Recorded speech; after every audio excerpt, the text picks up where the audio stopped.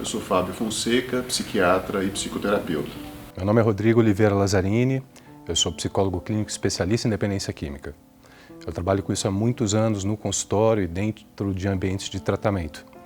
E hoje eu vim aqui falar um pouquinho para você a respeito das consequências, dos danos e das soluções para essa doença grave chamada dependência química. O alcoolismo é um transtorno emocional, mental e comportamental que atinge 11% da população brasileira e é caracterizado por uma dependência, uma compulsão ao consumo de álcool, onde as pessoas perdem o controle e perdem a capacidade de gerenciar suas vidas por conta do efeito do álcool ao longo do seu comportamento. Nós consideramos a dependência química uma doença crônica não transmissível, porque se ela não for tratada ou detida em algum ponto, ela tende a piorar, levando indivíduos à morte prematura. Alguns dados relevantes da Organização Mundial de Saúde, da Organização Pan-Americana de Saúde, apontam que cerca de 3 milhões de mortes acontecem todos os anos em decorrência do uso abusivo e da dependência de álcool. Esses dados correspondem a 5,3% das mortes em todo o mundo todos os anos. Hoje nós falamos que a dependência química é um conjunto de sinais e de sintomas possíveis observar e relatar através de uma observação clínica, de um estudo clínico, de uma entrevista, algumas vezes simples, com um paciente que procura ajuda no consultório ou dentro de clínicas especializadas. A maioria das pessoas tende a achar que o alcoolismo não é uma doença porque o álcool ele é muito predominante na nossa sociedade. A gente usa o álcool para celebrar, para comemorar e a maioria das pessoas consome o álcool e não desenvolve o alcoolismo ou uma dependência ao álcool. Então, assim como, por exemplo, as pessoas muitas vezes estão expostas ao sol e a maioria delas pode não contrair um câncer de pele, muitas pessoas vão consumir o álcool e não vão ter problemas com o álcool.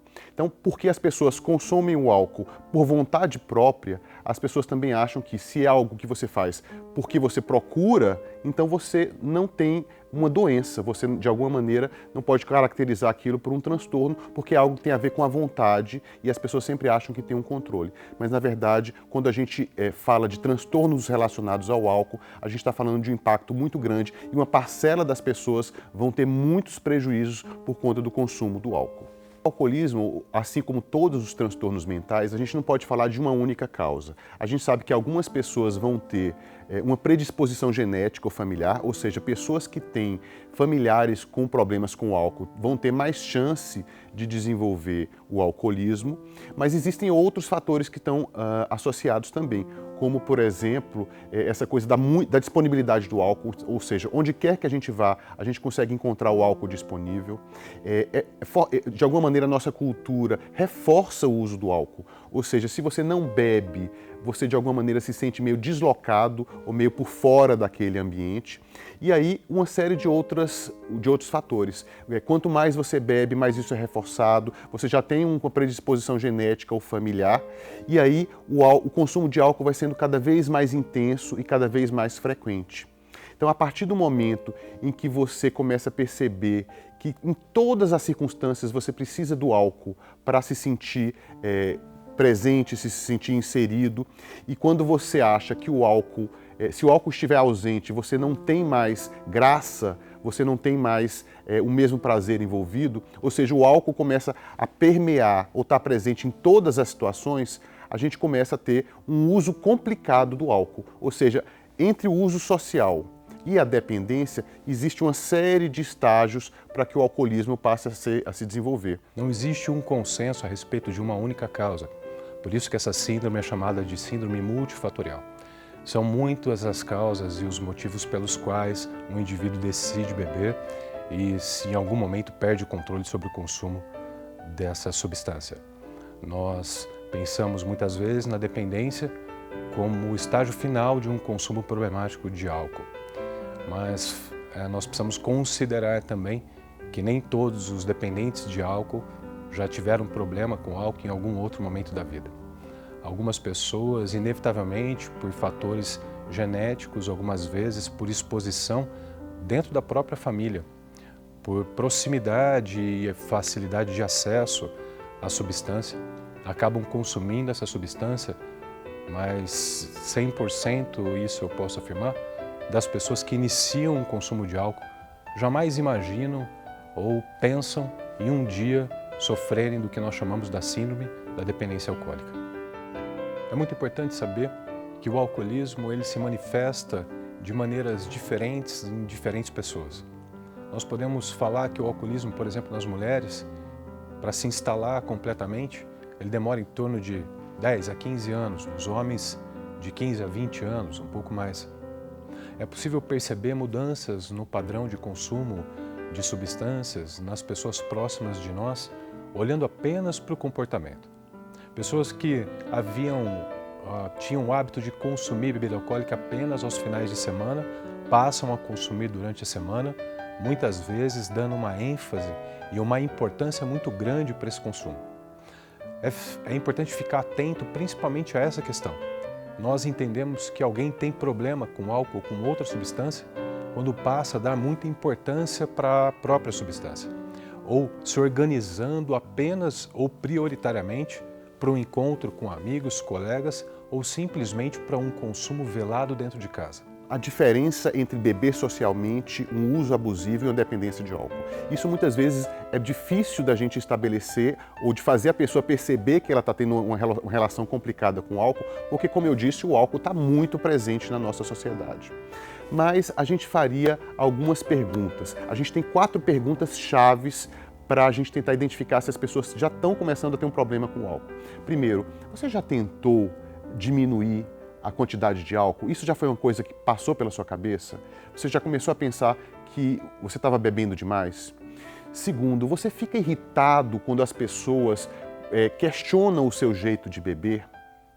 Terceiro, você se sente culpado pelo álcool, pelo seu consumo de álcool? E quarto, você começa a beber para aliviar o nervosismo? Se você respondeu pelo menos sim a pelo menos 2 dessas perguntas, talvez isso seja um indício de que você esteja começando a ter uma relação complicada com o álcool. Então, são 4 perguntas. Você já tentou começar a diminuir o álcool e não conseguiu? Você se sente culpado? Você fica irritado quando as pessoas questionam o seu jeito de beber? Ou você bebe para aliviar o nervosismo, a ansiedade e já começa a beber muito cedo pela manhã? Então, se você respondeu pelo menos sim a pelo menos 2 dessas perguntas, a gente poderia dizer que o seu consumo de álcool já está ficando mais complicado. Tanto o álcool é uma doença que a gente já começa a identificar uma alteração cerebral por conta do consumo crônico e contínuo do álcool. Então a gente percebe uma alteração de várias regiões cerebrais. Então o álcool age no que a gente chama no circuito da recompensa e do prazer, ou seja, altera neurotransmissores como a dopamina, como a serotonina, como a noradrenalina, os opioides endógenos, ou seja, os hormônios do prazer. Então, o álcool acaba atrapalhando a tomada de decisões, as pessoas se tornam cada vez mais impulsivas, elas têm cada vez mais dificuldade de raciocinar por conta do uso contínuo do álcool. E o álcool pode gerar uma série de transtornos emocionais, ou seja, o consumo contínuo do álcool pode levar à depressão, pode levar à ansiedade, a transtorno do pânico. E o que é mais complicado, muitas vezes as pessoas desenvolvem esse transtorno por conta do consumo do álcool e muitas vezes elas começam a consumir o álcool também para tratar um transtorno emocional que elas não reconheciam ou não admitiam que tinham. Então é uma bola de neve, tanto a pessoa piora os transtornos emocionais por conta do álcool e às vezes o álcool vem para tentar tratar problemas emocionais que a pessoa não reconhecia ou não tinha outras formas de lidar. E cada vez mais o álcool vai levando a problemas cerebrais, a problemas de memória, a problemas de esquecimento, dificuldade de concentração e muita impulsividade e dificuldade de controle, até chegar em estágios cada vez mais graves e tardios, em que o álcool pode levar até um quadro demencial ou um quadro parecido com o Alzheimer, em que a pessoa realmente perde muitas funções do cérebro e já não responde mais por si mesma. O álcool, como qualquer outra substância psicoativa, tem a capacidade, por finalidade, alterar os estados mentais, psicológicos e o humor da pessoa que o consome.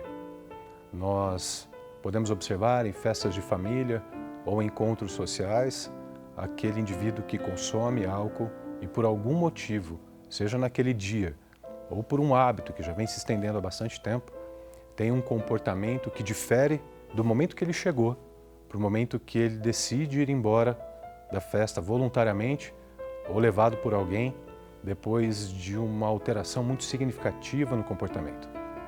Esse indivíduo muitas vezes, quando decide beber sozinho e dirigir, por exemplo, se coloca numa situação de risco ou envolve outras pessoas em riscos difíceis de controlar. Além do comportamento estar alterado, a percepção da realidade está alterada. Os reflexos ficam alterados. O dirigir se torna um problema.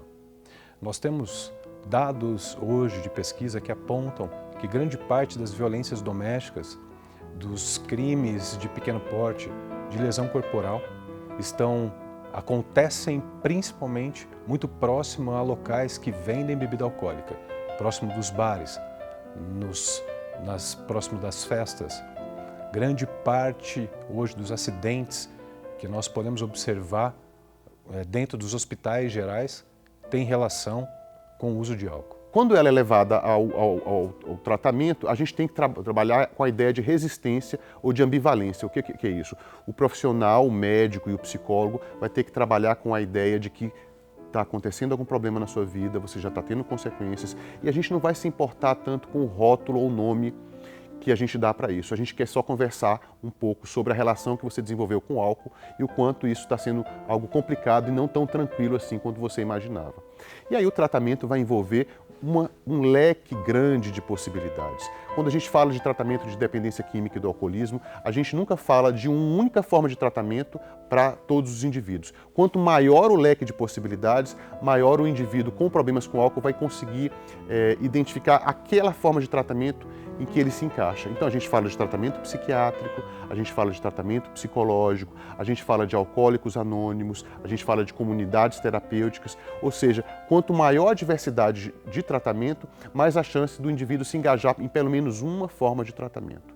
Quando a gente fala de tratamento psiquiátrico, a gente fala de várias fases. A primeira fase seria a fase de desintoxicação, e a gente dá algumas medicações para o indivíduo conseguir lidar com a dependência física pesada que ele desenvolveu em relação ao álcool. Então, existem algumas medicações específicas para desintoxicar o indivíduo. Uma outra fase do tratamento é tratar as comorbidades. O que quer dizer isso? Tratar os transtornos emocionais que a pessoa desenvolveu pelo fato de estar consumindo álcool há muito tempo, de ter tido muitos prejuízos, de ter perdido emprego, de ter se envolvido em acidentes, envolvido em violência relacionada ao álcool. Muitas vezes a pessoa tem que tomar antidepressivo, tem que tomar remédios para controlar a ansiedade.